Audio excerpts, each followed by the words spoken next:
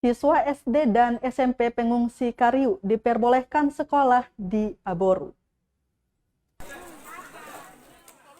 Kepala Dinas Pendidikan Maluku Tengah, Askam Tuasikal, bolehkan siswa korban bentrok di Pulau Haruku untuk melanjutkan aktivitas belajar di daerah pengungsian. Namun itu diperuntukkan hanya untuk siswa tingkat sekolah dasar dan menengah pertama. Sementara itu bagi mereka para siswa SMP yang selama ini bersekolah di desa tetangga atau Pelau, disarankan agar bisa bersekolah di SMP yang ada di desa Aboru.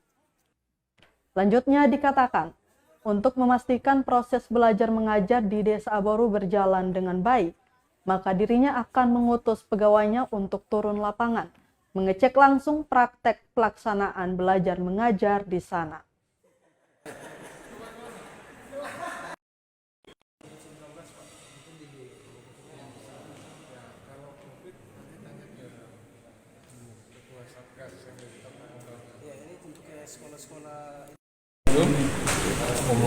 Sementara dong laksanakan sekolah di sekolah itu. Jadi kepala sekolah SD Kariu itu dia sudah melaporkan ke kita bahwa sisa-sisa yang eksedus ke Aboru itu nanti sekolah di 3 sekolah itu terdistribusi di 3 sekolah itu. Bisa sekolah gabung masuk di kelas 1 misalnya gabung di 3 sekolah itu masing-masing, atau mereka memilih untuk sekolah siang di salah satu sekolah yang dipandang layak. Nah, seperti itu. Demikian pula yang SMP yang pada saat itu ada sekolah di Ori, ada di Pelau juga diminta untuk masuk di sekolah SMP yang ada di Aboru itu.